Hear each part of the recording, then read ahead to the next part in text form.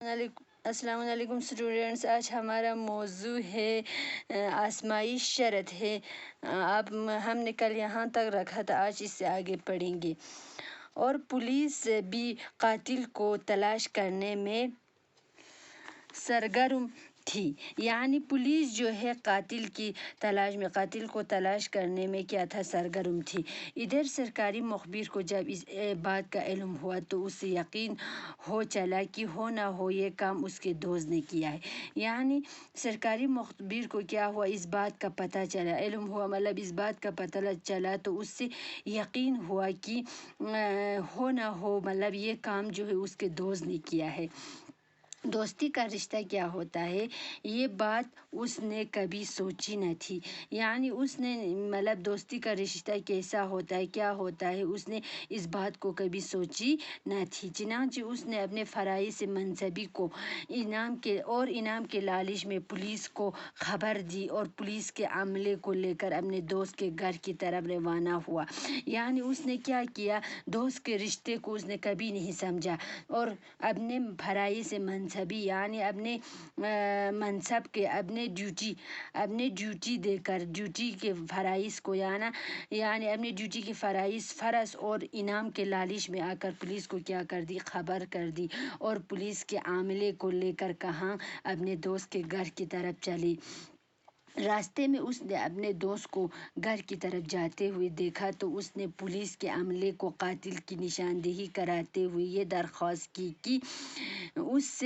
وہ اس سے اپنے دوست کا سامنا کرنے کی اذیت سے بچائے رکھے۔ یعنی اس نے کیا کیا، راستے میں جب اس نے دیکھا اس کے دوست جو ہے گھر کی طرف جا رہے تھے، گھر کی طرف جاتے ہوئے دیکھا تو اس نے پولیس کو کیا کیا، پولیس کو قاتل کا نشاندہی کرتے ہوئے یعنی قاتل دکھاتے ہوئے کہا کہ یہ درخواست کی، ریکویسٹ کی کہ وہ اپنے دوست کا سامنا کرنے سے بچائے رکھے۔ یہ کہہ کر وہ ایک طرف کو چھپ گیا اور پولیس نے نوجوان کو گرفتار کر کے تھانے پہنچا دیا۔ اور اس کا دوست جو ہے یہ کہہ کر کسی جگہ پہ چھپ گیا اور پولیس نے کیا کیا، اس نوجوان کو گرفتار کر کے تھانے پہنچا دیا۔ تھانے دار اشتہاری ملزم کو دیکھ کر خوشی سے پھولا نہیں سماتا تھا اور اس نے فوری طور پر تفتیشی عملے کو ملزم سے اقبال جرم کروانے کا، مقتول کا سر اور آلات قتل وغیرہ برآمد کرنے کا حکم دیا۔ یعنی تھانے دار نے اشتہاری ملزم کو دیکھ کر، اشتہاری ملزم مطلب جس پر اشتہار دیا گیا ہو، اس ملزم کے خلاف، اس مجرم کے خلاف کیا دیا گیا ہو، اشتہار دیا گیا ہو، اور اشتہاری ملزم کو دیکھ کر تھانے دار جو ہے خوشی سے مطلب پھولے نہ سمایا، یعنی بہت خوش ہوا اور اس نے فوری طور پر یعنی جلدی تفتیشی عملے کو یعنی چھانبین کے کام کو ملزم سے یا اقبال جرم کروا کر یا ملزم سے کیا کروا کر جرم قبول کروا کر اور مقتول کا سر اور آلات قتل وغیرہ برآمد کرنے کا یعنی لانے کا حکم دیا۔ یہ سن کر نوجوان نے، جو کسی طرح بھی قاتل دکھائی نہیں دیتا تھا، یعنی یہ سن کر نوجوان نے کیا کیا، جو کسی بھی طرح وہ ایک قاتل دکھائی نہیں دیتا تھا، تھانے دار سے کہا کہ حضور آپ میرے ساتھ میرے گھر تشریف لے چلے۔ یعنی اس نوجوان نے کہا کہ آپ میرے ساتھ میرے گھر تشریف لے چلے، آلۂ قتل اور سری پائے دونوں کی نشاندہی کروں گا۔ یعنی اس نے تھانے دار سے کہا کہ اب میرے ساتھ میرے گھر چلو، میں آلۂ قتل یعنی قتل کرنے کا وہ ہتھیار اور سر اور پاؤں دونوں کی نشاندہی کروں گا۔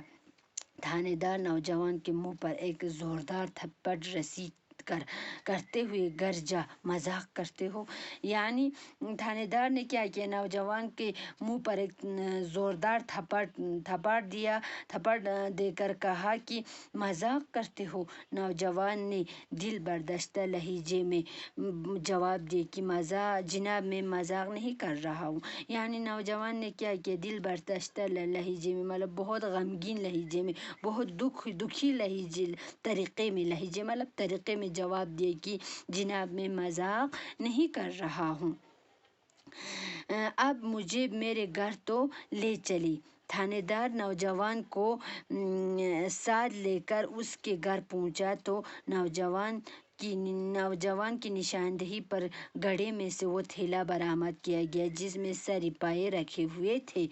اور تھانے دار نے کیا کیا، نوجوان کو ساتھ لے کر اس کے گھر پہنچا اور نوجوان نے کیا کیا، نشاندہی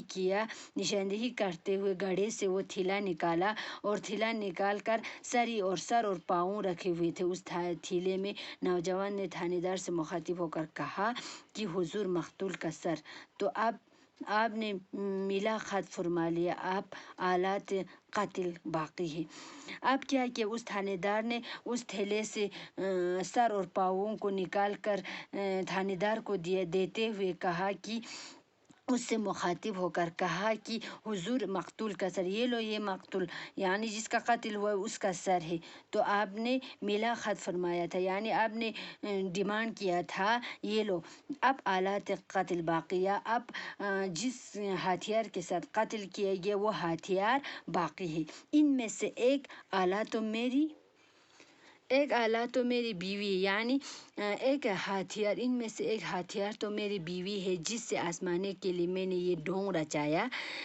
اور دوسرے آلہ آپ کا وہ مخبر ہے، یعنی جن میں سے ایک آلہ میری بیوی ہے جس سے آزمانے کے لیے یعنی پرکھنے کے لیے میں نے کیا کیا تھا، یہ ڈھونگ رچایا تھا، ڈھونگ مطلب یہ فریب کیا تھا، یہ چال